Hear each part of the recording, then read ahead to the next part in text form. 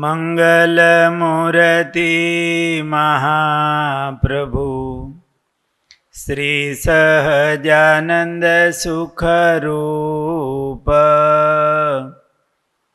ભક્તિ ધર્મ સુત શ્રી હરિ સમરું સદાયનુપ. બોલો સ્વામિનારાયણ ભગવાનની જય. જેરામ બ્રહ્મચારી મહારાજ એમને શ્રીજી મહારાજની લીલા ચિંતવવાનું તથા મહારાજના અંગો અંગ નિરખીને મૂર્તિને હૃદયમાં ધારવાનું એમનું અંગ હતું. શ્રીજી મહારાજ રંગે રમતા હોય, રાસ લેતા હોય ત્યારે આ જેરામ બ્રહ્મચારી મહારાજનું દર્શન બરોબર કરતા અને મૂર્તિ હૃદયમાં ઉતારતા.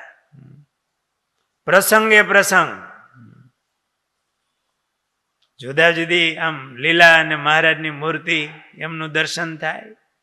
મહારાજ રંગે રમતા હોય તો આમ ધારે બરોબર, રાસ લેતા હોય, કોઈ ભક્તોનો ભાવ સ્વીકારીને મહારાજ જમતા હોય, જમતા જોયા છે. આમ તો આ બધા મહારાજની ભેળા રહેનારા સંતો અને ભક્તો એમના ધ્યાનની લટક છે ને કંઈક જુદી જ હતી. આપણે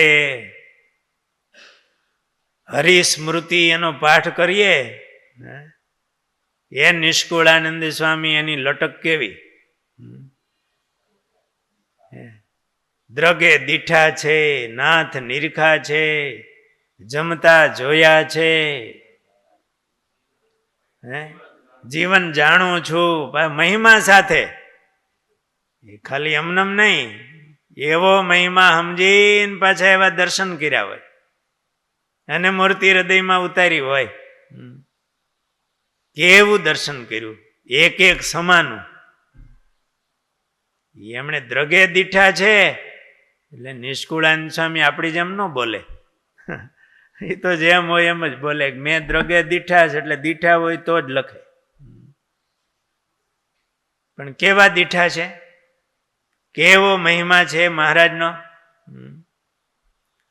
આ માધવ ચરણદાસ સ્વામીની એક ડાયરી છે કે આટલી વાર મહારાજને ઘોડે ચડતા દર્શન કર્યા છે, આટલી વાર પીરસતા દર્શન કર્યા છે, આટલી વાર જમતા દર્શન કર્યા છે, આટલી વાર મને હાર મહારાજે આપ્યા, આટલી વાર મહારાજ મને ભેટા. બહુ લાંબી ડાયરી છે. આપણી ડાયરીમાં શું લખ્યું છે કઈ ડાયરી? અહીંયા ભર્યું તો છે જ બધું. ડાયરીમાં ક્યારે આમ ખબર નથી, પણ હણકા નીકળે ત્યારે ખબર પડે કે આ જગત જોયું છે, જગત જોયું છે અને હૃદયમાં ભર્યું છે. એમણે તો મહારાજને જ ભર્યા અને પાછા મહારાજ આવે. ભરવા જેવા મહારાજ છે ને એમણે દર્શન કર્યા. સંતો ભક્તોને સ્નેહથી જમાડતા હોય ત્યારે બરોબર મૂર્તિ ધારીને હૃદયમાં પધરાવ્યા. ક્યારેક ઘોડા ખેલવતા હોય ને મહારાજે આ વખતે તો બહુ દયા કરી છે. મહારાજનું એક એક લટકું કોને માટે છે? બધું મંગલ. વાણી મંગલ રૂપ, એનું હાથનું લટકું મંગલ રૂપ. બીજાના કલ્યાણ માટે જ આ બધી ચેષ્ટા મહારાજની કલ્યાણ માટે. જે ધારી લે એનું દર્શન કરે. અત્યારે મહારાજ દરરોજ નવા નવા વાઘા ધારણ કરે. પૂજારીના હૃદયમાં એવી પ્રેરણા કરે, મહારાજને એવા શણગાર કરાવે. કોના હાટું? ભક્તોના કલ્યાણને માટે. એ મૂર્તિ જો આમ ધરાઈ જાય, યાદ રહી જાય તો કામ થઈ જાય. ઘોડા ખેલવતા હોય, ફેંટો બાંધતા હોય, કોઈની સન્મુખ જઈને પ્રેમથી બોલાવતા હોય, ક્યારેક મહારાજ કોઈની ઉપર રાજી થઈ અને એને ભાવથી ભેટતા હોય. આ બધી શ્રીહરિની પ્રત્યેક ક્રિયા જેરામ બ્રહ્મચારી ઝીણી નજરે નિરખતા. ઝીણી નજર ક્યારે થાય? ક્યારે થાય? એકાગ્ર મને સહ વર્તમાન. મહારાજે વચનાવતમાં એવું કીધું ને, દર્શન કેવી રીતે કરવા? તો મને સહ વર્તમાન દર્શન કરવા. આ તો કોઈ આવ્યું ગયું, મહારાજે એવું કીધું, કઈ પશુ નિસરે, માણસ નિસરે તો આમ જોતો જાય, કિસકોલી બોલે ને પૂછડું ઊંચું કરે, એવી રીતે દર્શન કરે તો મહારાજ કે અમને ગમે નહીં. પણ ઝીણી નજર, એકાગ્ર, એક જ જગ્યાએ એકાગ્ર કરે. એમાં જેરામ બ્રહ્મચારી ઝીણી નજરથી મહારાજને નિરખતા. કાયમ ભેળું રહેવું, ઝીણી નજરથી નિરખવા બહુ કઠણ હોય. એ તો હૃદયમાં એવો મહિમા પીડ્યો હોય કે આ મૂર્તિ કઈ છે, ત્યારે એવો ભાવ થાય કે આ શ્રીજી મહારાજ એ અનંત કોટી બ્રહ્માંડના કારણ છે. કે જ્યારે આત્યંતિક પ્રલય થાય ને ત્યારે પણ આજ આ એક જ મૂર્તિ હોય, બધું મહારાજમાં લીન થઈ જાય, ભગવાનમાં. એવી જે એક મૂર્તિ એ આ મહારાજ છે. એ સર્વે કારણનું કારણ છે, સર્વ દેવના દેવ છે, એ કાળના કાળ છે.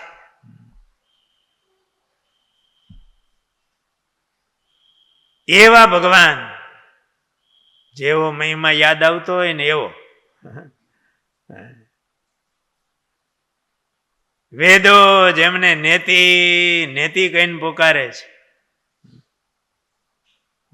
એક એક ભગવાનના ગુણ અનંત, અનવધિકાતિશય. એવા એક ભગવાન એ આ સ્વામિનારાયણ છે. લાલવડ હેઠે બેઠા છે. મહારાજ ધોરાજીમાં જ રંગેરીમાં હતા. આખો વડ લાલ થઈ ગયો, એટલો મહારાજ અબીલ ગુલાલ ઉડાડ્યો. એ આ છે. એવા ભાવથી દર્શન કરતા હોય કે આગળ પાસે નિવૃત્તિ જાય, મહિમા એ સહિત. એ આ એવો હૃદયમાં ભાવ લાવે કે અક્ષર ને અક્ષરથી પર, સર્વ અવતારના અવતારી એવા પુરુષોત્તમ નારાયણ આપણે બોલી ગયા, અક્ષર અક્ષરથી પર. ગુરુદેવ શાસ્ત્રીજી મહારાજ ગીતાજીનો શ્લોક આ બોલતા કે જેમ અહીંયા પણ અહીંથી પર હોય ને, ભગવાને આ જીવ અને ઈશ્વર એનો ભેદ બતાવ્યો. ક્યાં જીવ અને ઈશ્વર, કે એની મટકામાં પેઢીયું બદલે, એની મોટાઈ, ક્યાં આપણું આ પિંડ શરીરનું, અને ક્યાં બ્રહ્માંડ. એવી મહત્તા આ જીવને ને ઈશ્વરને જેટલો ભેદ છે, અને એ ઈશ્વરને ને મહાપુરુષને જેટલો ભેદ છે, એટલો મહાપુરુષને ને અક્ષરને ભેદ છે. આ જીવનું ને અક્ષરનું તો કઈ એવું જ નહીં, વાયા વચ્ચે ઘણું આવી ગયું. જેમ જીવને ને અક્ષરને ભેદ છે, એમ સ્વામી એવું કહેતા અક્ષરાદપી ચોત્તમા. એમ સ્વામી આમ લાંબુ બોલતા, હા, યસ્મા દક્ષરાદપી ચોત્તમા. એમ અક્ષરથી પણ પર, જેમ જીવને અક્ષરને ભેદ, એમ અક્ષરાદપી ઉત્તમ એવા પુરુષોત્તમ.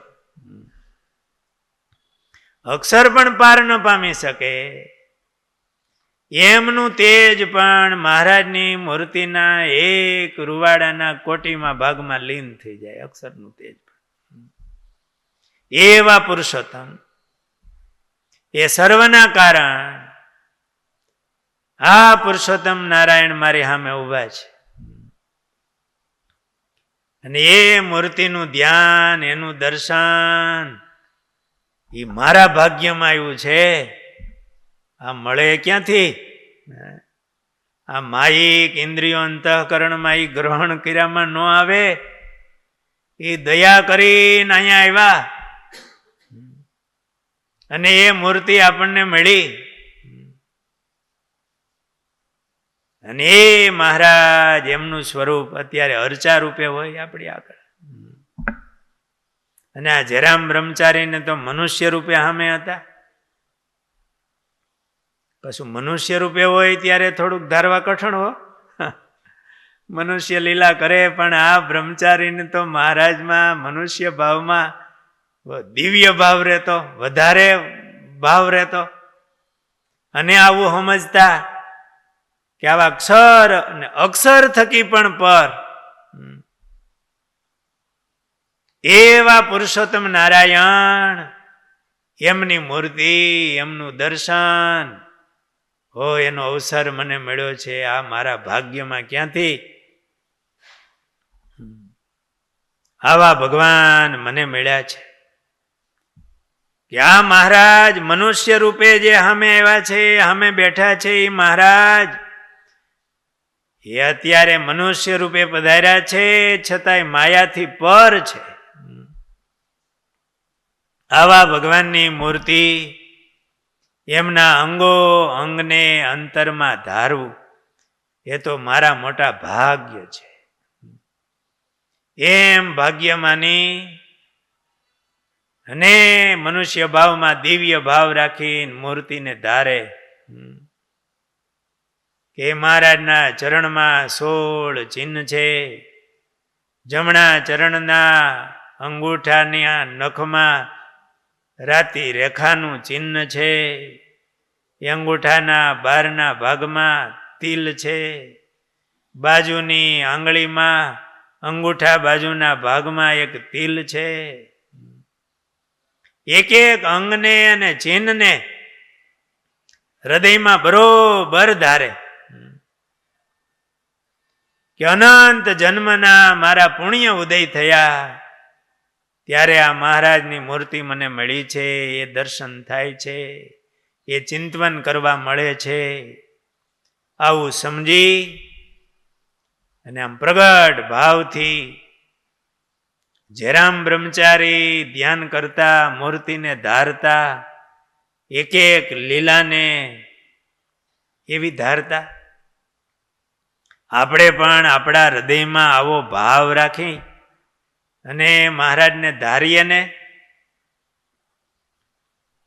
તો આપણા હૃદયમાં પણ એ મહારાજનું સુખ આવે. આ જયરામ બ્રહ્મચારીના હૃદયમાં એવો જ ભાવ. એટલે એના પદમાં પણ જો પૂર્વનું પુણ્ય પ્રગટ થયું જ્યારે સ્વામિનારાયણ મળ્યા રે ત્યારે નેણે મોહનવર નિરખા જ્યારે પૂરણ કામ થયું મારું ત્યારે. નિરખાન પછી શું કર્યું? પ્રેમે કરી મંદિર પધરાવ્યા શ્યામ સુંદર વર મનડે રે ભાઈવા. નિરખી નારાયણ મૂર્તિ જ્યારે ત્રિવિધ તાપ ટળ્યા મારા ત્યારે. પાછા મંદિરમાં પધરાવ્યા, આમ દર્શન કર્યા અને એ મૂર્તિને હૃદયમાં પધરાવી અને પાછા ત્યાં પણ માંડ્યા દર્શન કરવા હૃદયમાં. કેસર ચંદન ચરચું છે ભાલે હસતા સુંદર ખાડા પડે છે ગાલે. જો જ ઘનશ્યામ મહારાજની મૂર્તિ સામે કેસર ચંદન ચરચું છે ભાલે અને હસતા સુંદર ખાડા પડે છે ગાલે. મહારાજનું બહુ હાસ્ય વેરતું મુખારવિંદ છે.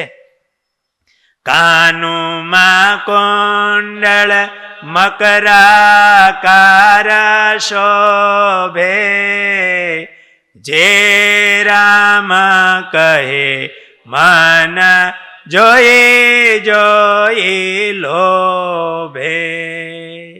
આવા મહિમાથી એ મૂર્તિના દર્શન કરી હૃદયમાં મહારાજને પધરાવે. ત્રિવિધિ તાપ ટળી જાય કે ન ટળી જાય?